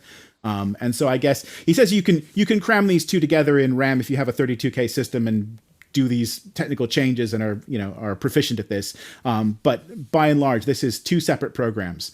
So Jason, Tim, did either of you type this in ever and play it? No, he said it would take 45 minutes to run to generate the C60 cassette full of data. And then when you load back in after loading the interpreter, it take 20 minutes to load the database in. So that sort of put me off, really, just trying it. I just ran out of time before we joined the call, to be honest. But well, yeah. I mean, and we're not a visual podcast in any way, but the page 194, if you look at it, it is a massive data statement that takes up an entire page almost. And that is, it starts with the use a C60 tape, and then it has a couple of lines of code, and then comments basically, and then it's just massive amounts of data. Some of it you can see text. No checksums whatsoever. So you've got to be sure that you're typing in all of these zeros and commas correctly. But the advantage is the TRS-80 did have quite a nice keyboard, so your typing would have been not unpleasurable. Yeah. Way to look on the bright side, Tim. Yeah. So today, of course, we have tools like ScottKit to build these exact same database structures that were first devised by Scott in literally the 1970s and then laid out here in 1980. But this was a way to get your feet wet and obviously created a platform for people to publish their own games and even just improve on the parser system. So there we are. We've got a whole lot of articles about the creation of text adventures, fairly early to middle in the genre's history, to the point where at least Scott Adams could say, "Gosh, it's been a while, hasn't it?" Over the past 2.5 years. Yeah. And then we have two games, the source code ready there for you to type in. One from Scott Adams and one from the Programmers Guild. Bob, yeah. Interesting. Bob's article doesn't mention Infocom at all in his roundup of supplier people, even when the next one is actually Dave Lebling's article. Yeah. So it's just like he didn't even know they existed almost. So hard to imagine, but again, he's working out of New Hampshire and probably managing this. I know there was a second credit on the source code article for the Dutchman's Gold. Yeah, but interestingly, on page 324, I really got a bit of minutiae here when I looked at this. Zork was mentioned. The magazine says they've only just received a copy of Zork in the last month and that they will look at it later. So I'm wondering, when did Zork come out on a microcomputer? If he hadn't seen it on a mainframe, he might not have known about it. Yeah, you can, and there is an ad in here for the initial TRS-80 release of Zork. Lovely full color one, isn't there? Yeah. So maybe that is one of the first times that advert appears, and that's from their distributor, isn't it? Is it some Superior Softwares or something they're called? Yeah, this is the famous one with the sort of Conan figure with the winged helmet that they didn't like by the end, and they changed all their art style. Yeah. So it's a very early advert. So, it could be he just hadn't seen it yet. That is possible. It's possible.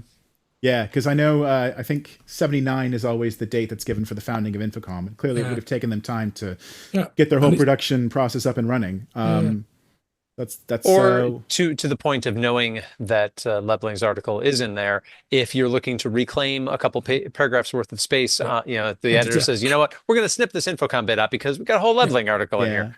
And to be fair, Lebling actually cites the other famous article from Infocom, which is the what is it, the Big Games on Small Systems article about the Z machine itself, that was strictly about the virtual machine and the bytecode interpreter. Yeah. I wanted to point out a couple of things from these articles. One was that Jon Freeman article. I want to point out that's Jon Freeman, co-founder of Epix, creator of Archon, which is a pretty it's outside the scope of retro adventurers, but is a fantastic game, at least in my book. Yeah, agreed. And I want to highlight this section from Lebling's article. First, Nick, when you were talking about this CFS concept, I was thinking of our New York Times look at the fights over naming the games, and maybe we're seeing Lebling sticking with, well, I don't care if they're going to call it interactive fiction. I'm still going with CFS for as long as I can. But This paragraph near the end is quite a statement given where Infocom would end up going in the late 80s. Innovations in form as well as content are possible. There are already CFS games that try to give the player a graphic view of his surroundings. As microcomputer technology advances, this will become more common, and the renditions will achieve higher quality. It will technically be feasible to have a CFS game illustrated by Frank Frazetta or Jeff Jones. On the other hand, the player's imagination probably has a more detailed picture of the great underground empire than could ever be drawn. And of course, this is the core of Infocom's argument. Your brain is the best graphic artist available, blah, blah, blah, up until it wasn't. But this kind of illustrates, when Infocom did go to graphics, they went to graphics that were computer graphics. They were graphics.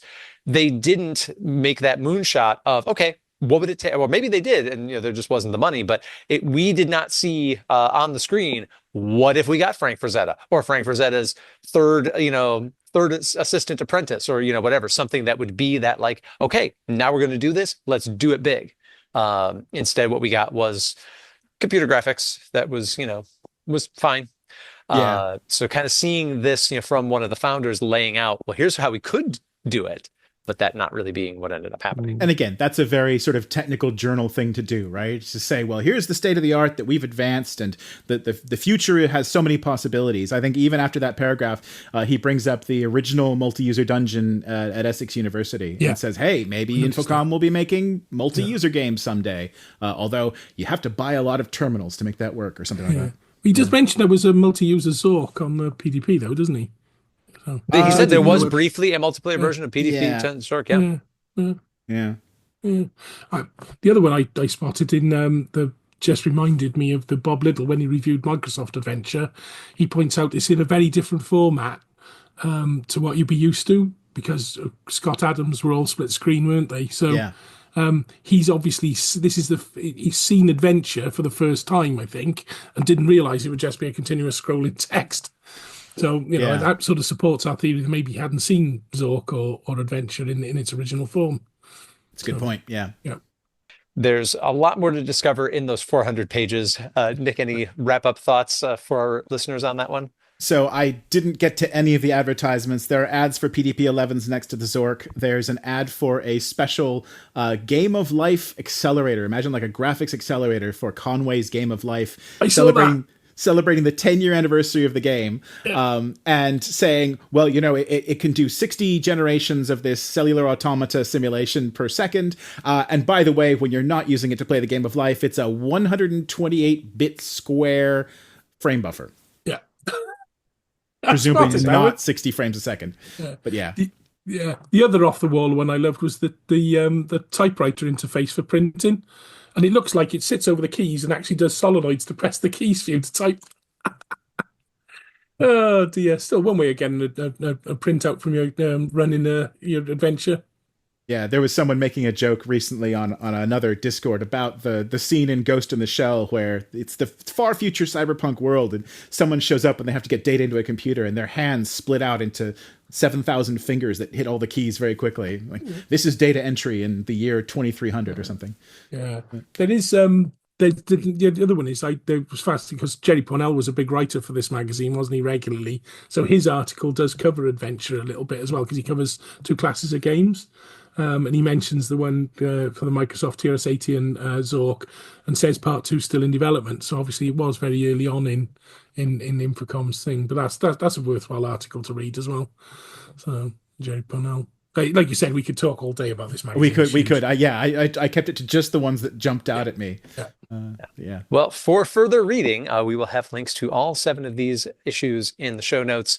Really thank you guys for going on this journey of experimentation with me. Tim, thank you for letting us put you to work. A Working Man Now episode of Retro Adventures. Nick, thank you for being part of the team. This is Jason Compton inviting you to please write to us, contact@retroadventures.com. We're on Facebook. We're active on Blue Sky as well. We would like to know what you think of these episodes, whether it's our game choices, our interviews, experiments like this magazine issue, or other things you'd like to hear from us. So, Nick, thank you so much for being with us. Any final words from you? No. Tim? No, but I'd just like to point out the UK TRS-80 users group claimed 230 members in BYTE magazine. So I wonder how many are still active today. If you're still active and you are on that initial list, let us know. We will feature you in an upcoming episode, whether that be another delve through BYTE magazine or some other experiment. For now, thank you for joining us for this episode of the Retro Adventurers. You've been listening to The Retro Adventurers, a podcast about classic text adventure games. This episode was produced and edited by Jason Compton. Please subscribe on your favorite podcast platform, including Podbean, Apple Podcasts, Spotify, Amazon Music, and Podcast Addict. Visit us at retroadventurers.com and follow us on Facebook and Blue Sky. The Retro Adventurers is based on a format originally devised by Ben Collier, Jason Compton, and Dave Hawkins.